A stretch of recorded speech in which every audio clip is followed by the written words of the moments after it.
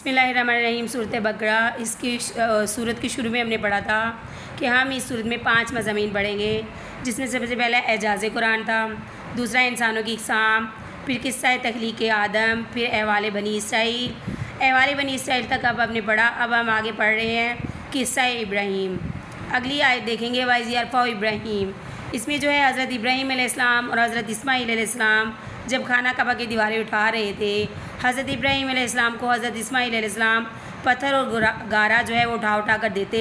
اور حضرت ابراہیم علیہ السلام چنائی کرتے جاتے۔ اللہ کے نیک بندوں کا یہ قاعدہ ہے کہ اپنے اعمال کے قبول ہونے سے جو کرتے وقت ڈرتے ہیں، وہ ڈرتے ڈرتے دعا بھی کرتے، ساتھ خانہ کعبہ کی تعمیر کر رہے تھے اور ساتھ دعائیں کرتے جاتے۔ اے ہمارے رب، اپنے فضل سے اس کو قبول فرما اور اس کوشش کو قبول فرما، کیونکہ تو ہی ہماری دعاؤں کا خوب سننے والا ہے اور ہمارے دل کی نیت کو بھی تو خوب جانتا ہے۔ اس سے معلوم ہوا کہ کوئی بڑے سے بڑا عمل ہی کیوں نہ ہو، جب تک نیت صاف نہ ہو اور اس میں عاجزی و انکساری اور دعا شامل نہ ہو، یہ عمل جو ہے قبول نہیں۔ تو اس کے علاوہ ربنا وجعلنا، پہلی دعا یہ فرمائی کہ اے اللہ ہم کو اپنا جو ہے مسلم اور حکم بردار بنا، یعنی کہ ہم کو ہمیشہ اپنی فرما برداری پر قائم رکھنا، ہمیشہ اپنی اطاعت گزاری کی توفیق عطا فرمانا، تاکہ آپ کی مرضی کے خلاف ہم سے کوئی فعل نہ ہو۔ دوسری دعا یہاں یہ فرمائی کہ اللہ ہماری اولاد میں سے بھی ایک امت مسلمہ پیدا فرما، یعنی ایسی امت اور ایسی قوم پیدا کر جو تیری فرما بردار بھی ہو اور نام بھی تیرا لے۔ اس قوم کا نام مسلم ہو اور مسلمان ہو، یعنی صفت بھی اس کی اسلام ہو، اطاعت شعاری اور فرما برداری ہو، اسی نام یعنی اسلام سے پکاری جائے۔ یہاں اس دعا میں جس امت کا ذکر ہے وہ بنی اسماعیل ہی میں سے ہے، جن میں رسول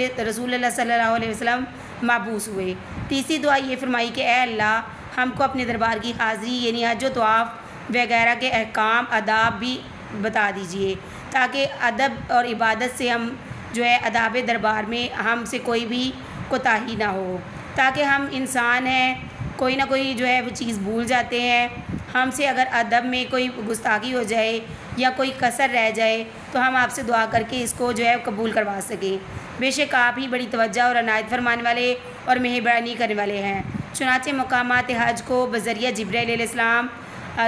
دکھا کر متعین کر دیا گیا، احکام حج کی واضح تلقین فرما دی گئی۔ حضور صلی اللہ علیہ وسلم کی بعثت کی دعا، یہاں حضرت ابراہیم علیہ السلام اور حضرت اسماعیل علیہ السلام نے جو دعا فرمائی اور جس امت مسلمہ کے لیے دعا کی وہ یہی امت ہے، اور اس امت مسلمہ میں جس پیغمبر کے مبعوث ہونے کی دعا کی وہ ذات گرامی جناب رسول صلی اللہ علیہ وسلم کی ذات ہے۔ اس لیے حضرت ابراہیم علیہ السلام اور حضرت اسماعیل علیہ السلام کی نسل میں سے حضرت محمد صلی اللہ علیہ وسلم ہی ایسے رسول ہوئے جو بذات خود مکہ یا اس کے اطراف میں کوئی ایسا نہیں گزرا جس کی بدولت لوگوں نے حکمت و علم، تزکیہ نفس حاصل نہ کیا ہو۔ خود نبی کریم صلی اللہ علیہ وسلم نے ایک حدیث میں ارشاد فرمایا کہ اللہ کے نزدیک اس وقت خاتم النبیین تھا جب کہ آدم علیہ السلام بھی پیدا نہیں ہوئے تھے، بلکہ ان کا خمیر ہی تیار ہو رہا تھا، اور میں اپنے معاملے کی ابتدا بتاتا ہوں کہ اپنے باپ ابراہیم علیہ السلام کی دعا اور حضرت عیسیٰ علیہ السلام کی بشارت اور اپنی والدہ کے خواب کا مظہر ہوں۔ خلاصہ یہ کہ اگر یہود و نصارہ حضرت ابراہیم علیہ السلام کے مقتد یعنی کہ ماننے والے ہیں اور آپ کے پیرو ہونے کا دعویٰ کرتے ہیں تو ان پر لازم ہے کہ رسالت محمدیہ کا اتباع کریں